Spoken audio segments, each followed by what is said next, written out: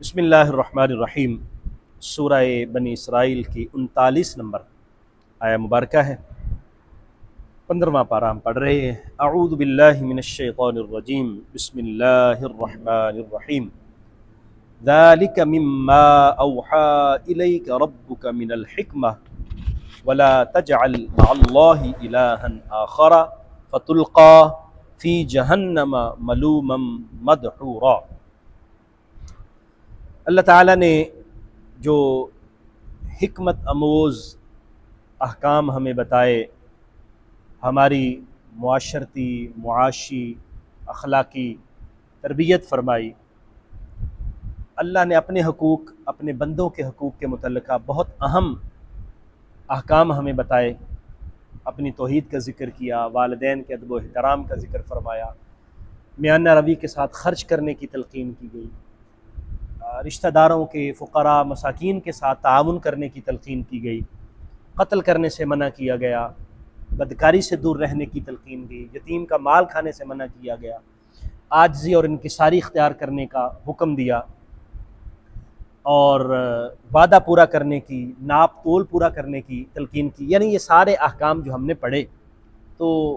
یہ ساری حکمت آموز باتیں اللہ نے اپنے پیارے نبی صلی اللہ علیہ وسلم کی طرف وحی فرمائی، اور وہ وحی ہم تک پہنچی۔ فرمایا کہ یہ وحی ہم نے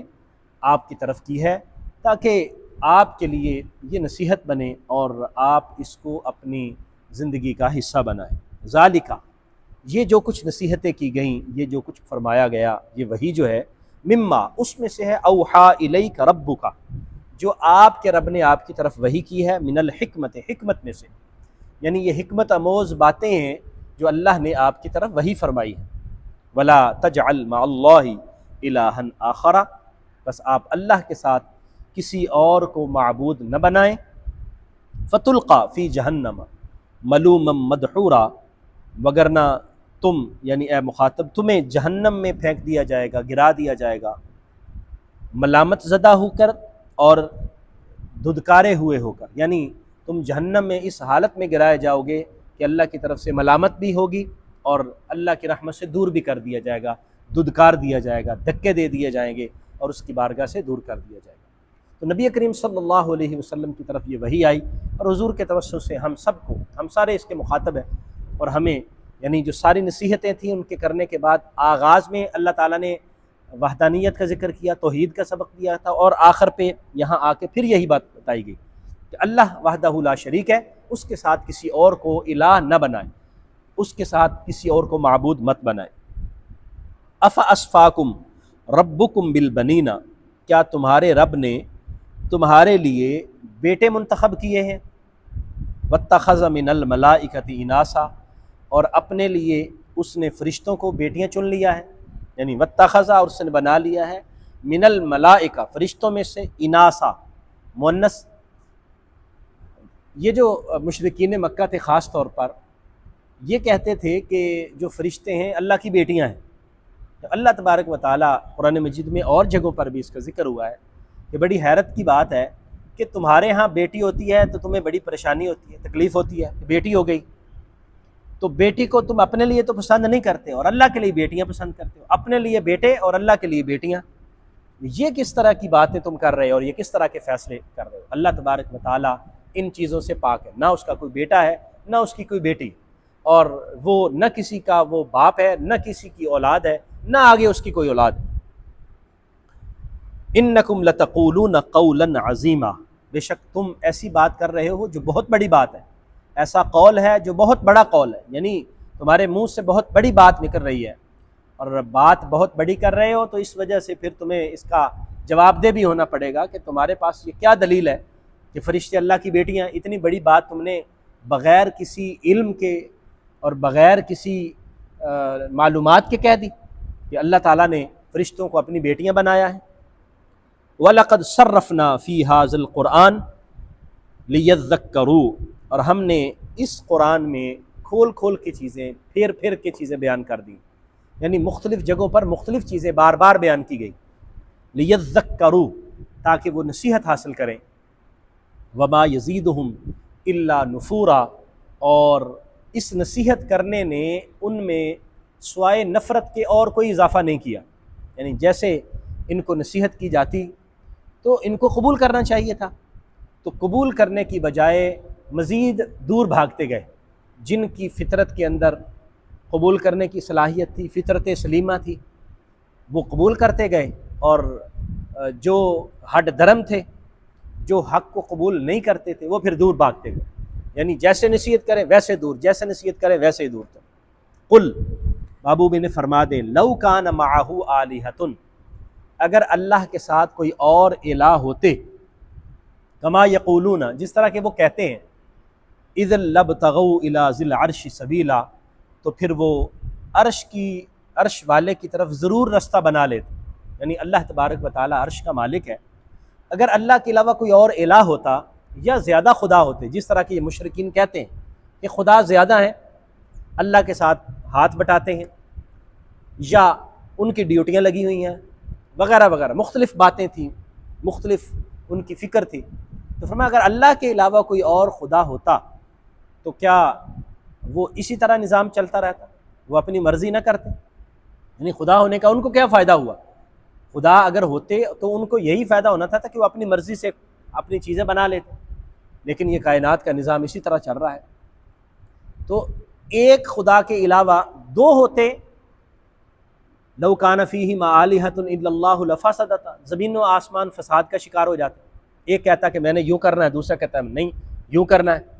تو کیسے یہ سلسلہ چلتا؟ تو زمین آسمان کے سارے نظام درست طریقے سے چل رہے ہیں، اس کا مطلب یہ ہے کہ وہ ایک ہی وحدہ لا شریک خدا ہے جس کے حکم سے یہ سارا نظام چل رہا ہے۔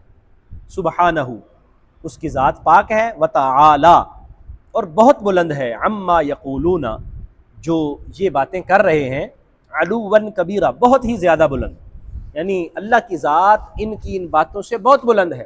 اور اللہ تبارک و تعالی جو یہ باتیں اللہ کے متعلق کر رہے ہیں، اللہ کی ذات میں کوئی ایسی بات نہیں ہے، نہ وہ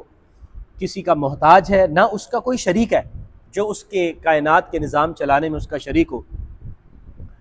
تسبح لہ السماوات السبع، اسی کے لیے تسبیح کر رہے ہیں ساتوں آسمان، والارض، اور زمین، ومن فیہن، اور جو زمین کے اندر چیزیں ہیں، آسمان میں چیزیں ہیں، آسمان میں جو مخلوقات ہیں، زمین میں جو مخلوقات ہیں، سب کی سب اللہ تعالیٰ کی تسبیح میں اللہ تبارک و تعالیٰ کی پاکی بیان کر رہی ہیں، اللہ تبارک و تعالیٰ کی کبریائی کے ڈنکے بجا رہی ہیں۔ وَإِن مِّن شَيْءٍ، کوئی بھی شے ایسی نہیں ہے، إِلَّا يُسَبِّحُ بِحَمْدِهِ، کہ جو اللہ کی تسبیح نہ کر رہی ہو، یعنی جو بھی چیز ہے اس دنیا میں وہ اللہ تبارک و تعالیٰ کی تسبیح کر رہی ہے، ہر چیز، وہ جاندار ہے، بے جان ہے، جیسا بھی ہے، وہ چیز جیسی بھی ہے، اللہ تعالیٰ کی تسبیح میں مصروف ہے۔ وَلَٰكِن لَا تَفْقَهُونَ تَسْبِيحَهُمْ، لیکن تم ان کی تسبیح کو سمجھ نہیں سکتے۔ ہم اپنی زبان میں جو تسبیح کرتے ہیں ہم تو سمجھ سکتے ہیں، لیکن یہ چرند پرند کیا تسبیحات کر رہے ہیں وہ ہم نہیں سمجھ سکتے، یہ درخت نباتات یہ تسبیح کیا کر رہے ہیں ہم نہیں سمجھ سکتے، جمادات کیا تسبیح کر رہے ہیں ہم نہیں سمجھ سکتے۔ یعنی ہمارے نزدیک تو جو چیزیں بے جان ہیں وہ تو ان کے اندر تو کوئی جان نہیں ہے، وہ کیا کر سکتی ہیں، وہ تو سمجھ ہی نہیں سکتی، ان کو تو پتہ ہی کوئی نہیں ہے۔ لیکن دنیا کے اندر ہم نے دیکھا، ایسی چیزیں دیکھی، ایسے معجزات، نبی کریم صلی اللہ علیہ وسلم، دیگر انبیاء کرام کے ایسے معجزات آئے کہ بے جان چیزوں نے بتایا کہ ہمارے اندر بھی کچھ نہ کچھ ہے لیکن تمہیں اس کی سمجھ نہیں ہے۔ جیسے آپ دیکھیں نبی کریم صلی اللہ علیہ وآلہ وسلم آپ کو پتھر بھی سلام فرماتے تھے۔ احد پہاڑ، حضور صلی اللہ علیہ وسلم احد پہاڑ پر ایک مرتبہ تشریف لے گئے تو وہ لرزنے لگ پڑا، حضور نے اپنی ایڑی ماری اور اس کو فرمایا کہ اسبت احد، احد رک جا، تیرے اوپر ایک نبی ہے، ایک صدیق ہے، 2 شہید ہیں۔ احد جو ہے وہ تھم گیا۔ پھر حضور فرمایا کرتے تھے کہ یہ احد پہاڑ جو ہے، ھذا جبل یحبنا ونحبہ، یہ وہ پہاڑ ہے جو ہم سے محبت کرتا ہے اور ہم اس سے محبت کرتے ہیں۔ اب پہاڑ کی محبت ہمیں کیسے سمجھ آئے، ہم نہیں سمجھ سکتے۔ نبی کریم صلی اللہ علیہ وسلم ایک تنا تھا، کھجور کا تنا، وہ کٹا ہوا تنا، وہ جہاں پر حضور خطبہ دیتے تھے، جب حضور کا ممبر ابھی نہیں بنا تھا تو اس سے قبل وہ ستون وہاں پر لگا ہوا تھا، تو حضور اس کے اوپر ٹیک لگا کے سہارا لے کر خطبہ دیا کرتے تھے۔ جب ممبر بن گیا تو حضور صلی اللہ علیہ وسلم ممبر پر تشریف فرما ہو گئے، تو حدیث مبارکہ، صحیح حدیث مبارکہ بلکہ تواتر تک پہنچتی ہیں کہ وہ تنا رونے لگ پڑا۔ نبی کریم صلی اللہ علیہ وسلم نے اس کے اوپر ہاتھ، لمبی حدیث مبارکہ، حضور نے اس کے اوپر ہاتھ رکھا اور اس کو فرمایا کہ تم چاہو تو تمہیں جنت میں لگا دیا جائے، چاہے تو یہاں اس دنیا میں بھیج دیا جائے۔ یعنی وہ تنا، بے جان تنا، وہ بھی حضور کی محبت کو محسوس کرتا ہے اور اس کے دل میں بھی حضور کی محبت، یعنی دل میں جو ہم سے سمجھتے ہیں کہ وہ اس بے جان تنے کا دل کیا ہوگا، لیکن احساس تو اس کو بھی ہوا اور حضور کی محبت اس کو بھی ہوئی۔ تو بہت ساری چیزیں ہم نہیں سمجھ پاتے، ہمارا جو سمجھ کا لیول ہے وہاں تک نہیں پہنچتا، اللہ تبارک و تعالیٰ بہتر جانتا ہے۔ اس لیے فرمایا ہر چیز اللہ کی تسبیح کرتی، لیکن تم اس کی ان چیزوں کی تسبیح کو سمجھ نہیں پاتے۔ انہ کان حلیما غفورا، بے شک اللہ تبارک و تعالیٰ حلم والا ہے، وہ بردبار ہے، غفورا اور بخشنے والا ہے، بہت زیادہ بخشش فرماتا ہے، اپنے بندوں پر کرم اور فضل فرماتا ہے۔ تو کائنات کی جب ہر چیز اللہ کی تسبیح کر رہی ہے، ہر چیز اللہ تبارک و تعالیٰ کی تحلیل اور کبریائی بیان کرنے میں مصروف ہے، تو پھر ہم انسان جو اشرف المخلوقات ہیں، پھر ہمارا تو زیادہ حق بنتا ہے کہ ہم اللہ کے حضور اپنی نیازمندیاں پیش کریں، اس کے حضور تسبیح کریں، اس کے حضور سجدے کریں اور اس کی کبریائی کو بیان کریں اور اللہ تبارک و تعالیٰ کی اطاعت اور فرما برداری کریں۔ اللہ تعالیٰ ہمیں عمل کی توفیق عطا فرمائے۔